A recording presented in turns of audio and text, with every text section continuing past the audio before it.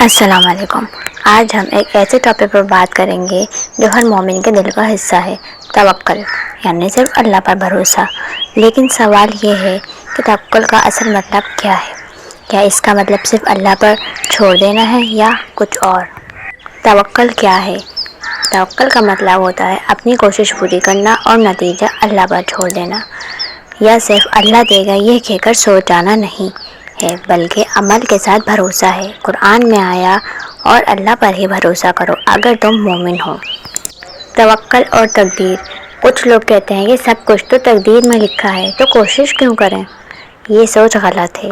رسول اللہ صلی اللہ علیہ وسلم نے خود کوشش کی، جہاد کیا، تجارت کی، پلان بنایا اور ساتھ ہی اللہ پر بھروسہ بھی رکھا۔ توکل کا مطلب اللہ پر بھروسہ۔ حضرت مریم اور توکل۔ حضرت مریم علیہ السلام کے پاس کھجور کا درخت تھا۔ جب وہ درد میں تھی، اللہ نے فرمایا اور درخت کو ہلاؤ تمہیں تازہ کھجوریں ملیں گی، یعنی اللہ نے ان سے عمل کرنے کو کہا، درخت ہلانا، پھر رزق دیا۔ توکل اور کام چھوڑ دینے میں فرق۔ آج کل لوگ کہتے ہیں میں توکل کر رہا ہوں، لیکن نہ کام کرتے ہیں نہ کوشش۔ یہ توکل نہیں، یہ کسل یعنی سستی ہے۔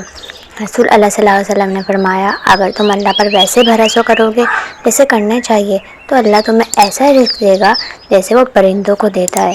وہ صبح خالی پیٹ نکلتے ہیں اور شام کو بھرا پیٹ لوٹتے ہیں، یعنی وہ نکلتے ہیں، کوشش کرتے ہیں، پھر اللہ دیتا ہے۔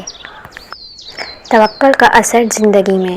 توکل سے انسان کا دل سکون میں رہتا ہے، فکر، ٹینشن اور غم کم ہوتے ہیں، کیونکہ وہ جانتا ہے میرا رب میرے لیے بہترین فیصلہ کرے گا۔ توکل انسان کو مضبوط بناتا ہے، نفرت سے بچاتا ہے، حسد سے روکتا ہے اور مصیبت میں ہمت دیتا ہے۔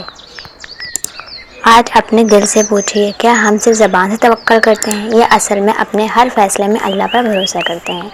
اگر آپ کو یہ ویڈیو پسند آئے تو چینل کو سبسکرائب کریں اور کمنٹس میں لکھیں میں اللہ پر توکل کرتا ہوں۔